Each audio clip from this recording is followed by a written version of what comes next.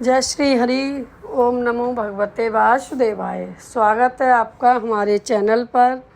आज हम बात करेंगे साल की सबसे सुंदर और प्रभावशाली मोहिनी एकादशी के बारे में। भगवान विष्णु के मोहिनी अवतार की ये कथा जितनी अद्भुत है, इसका फल उतना ही कल्याणकारी है।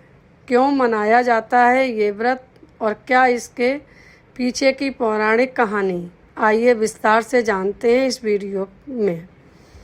विंध्याचल पर्वत की तलहटी में बसे एक छोटे से आश्रम में गुरुदेव अपने शिष्यों को जीवन के सार के बारे में बता रहे थे। तभी एक जिज्ञासु शिष्य ने पूछा, गुरुदेव, मनुष्य अक्सर मोह माया के जाल में फंसकर दुखी रहता है। क्या कोई ऐसा मार्ग है जो हमें इस जाल से निकाल सके और हमारे पिछले पापों को धो सके?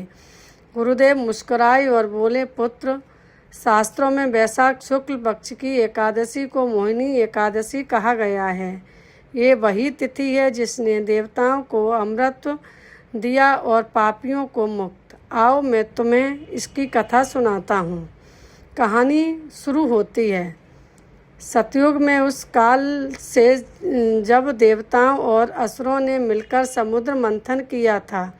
मंथन में जब अमृत का कलश निकला तो असुरों ने बलपूर्वक उसे छीन लिया। स्वर्ग में हाहाकार मच गया। असुर यदि अमृत पी लेते तो सृष्टि में अधर्म का साम्राज्य अमर हो जाता। देवताओं की पुकार सुनकर भगवान विष्णु ने एक अद्भुत लीला रची। उन्होंने ऐसी सुंदरी का रूप धारण किया जिसकी सुंदरता के सामने अप्सराएं भी फीकी थी। वह रूप था मोहिनी। उनके हाथ में अमृत कलश था और उनकी मुस्कान ने असुरों की बुद्धि हर ली। असुरों ने मोहित होकर अमृत कलश मोहिनी को सौंप दिया। मोहिनी ने चतुराई से असुरों को अपनी बातों में उलझाया और सारा अमृत देवताओं को पिला दिया। जिस दिन प्रभु ने मोहिनी का रूप धारण किया था, तब से ही वैशाख शुक्ल पक्ष की एकादशी को मोहिनी एकादशी कहा गया है। गुरुदेव ने शिष्यों को समझाया कि केवल कथा सुनना काफी नहीं है, इसकी विधि का पालन भी जरूरी है। व्रत के नियम दशमी तिथि की रात से ही शुरू हो जाते हैं। तामसिक भोजन का त्याग कर देना चाहिए। ब्रह्म मुहूर्त में उठकर स्नान करें। हाथ में जल लेकर संकल्प लें कि हे प्रभु, मैं अपनी इंद्रियों पर विजय पाने और पापों के नाश के लिए व्रत कर रहा हूँ। भगवान विष्णु के मोहिनी स्वरूप की पूजा करें। एकादशी की रात को सोकर नहीं बल्कि विष्णु नाम का कीर्तन करके बितानी चाहिए। पूजा शुरू करने से पहले कुछ चीज़ें अपने पास रख लें ताकि बीच में उठना ना पड़े, जैसे भगवान विष्णु की मूर्ति या तस्वीर, तुलसी के पत्ते। जैसा कि आपको पता होगा कि तुलसी के बिना विष्णु पूजा अधूरी मानी जाती है, लेकिन हाँ, ये याद रखें, तुलसी को एकादशी के दिन नहीं तोड़ना चाहिए। सबसे अच्छा है कि आप एक दिन पहले ही तोड़कर रख लें। पीले फूल, क्योंकि भगवान विष्णु को पीला रंग प्रिय है। पंचामृत, पीला चंदन या केसर, शुद्ध घी का दीपक, धूप बत्ती या अगरबत्ती, कपूर आरती के लिए, और हाँ, आप भोग के लिए कुछ मिष्ठान ले लें। पूजा के दौरान ओम नमो भगवते वासुदेवाय मंत्र का जाप करने से मन एकाग्र होता है और शुभ फल मिलता है।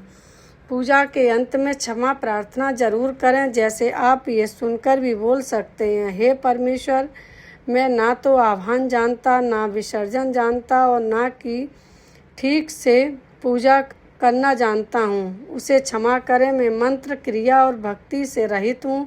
हे प्रभु, मैंने जो कुछ भी पूजा की है उसे मेरी भूल चूक समझकर पूर्णता प्रदान करें। इस व्रत में कुछ बातों का विशेष ध्यान रखना चाहिए। शास्त्रों के अनुसार एकादशी पर चावल खाना मना है, इसलिए इसे भूलकर भी ना खाएं। किसी की निंदा ना करें, झूठ ना बोलें और क्रोध से बचें। द्वादशी के दिन सूर्योदय के बाद ही व्रत खोला जाता है।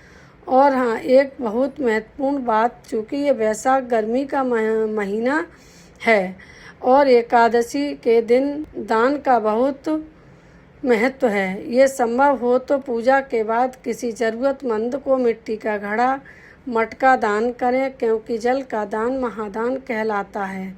एकादशी तिथि का समय 26 अप्रैल को शाम 6:06 से 27 अप्रैल को शाम 6:70 तक रहेगा।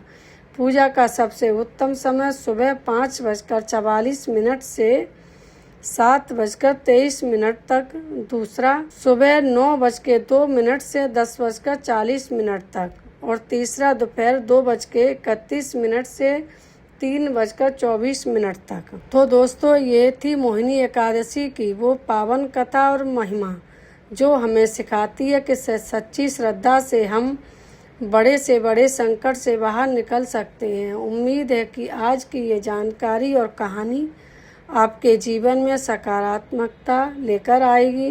अगर आपको ये वीडियो पसंद आया हो तो इसे लाइक ज़रूर करें और अपने परिवार और दोस्तों के साथ शेयर करें ताकि वे भी इस पुण्य के भागी बन सकें। कमेंट्स में जय श्री हरि लिखना ना भूलें। ऐसी ही और भी आध्यात्मिक कथाओं और व्रत त्योहारों की जानकारी के लिए हमारे चैनल को सब्सक्राइब करें और बेल आइकन दबाएं। मिलते हैं आपसे अगले वीडियो में। तब तक के लिए भगवान विष्णु की कृपा आप पर बनी रहे। जय श्री हरि। ओम नमो भगवते वासुदेवाय।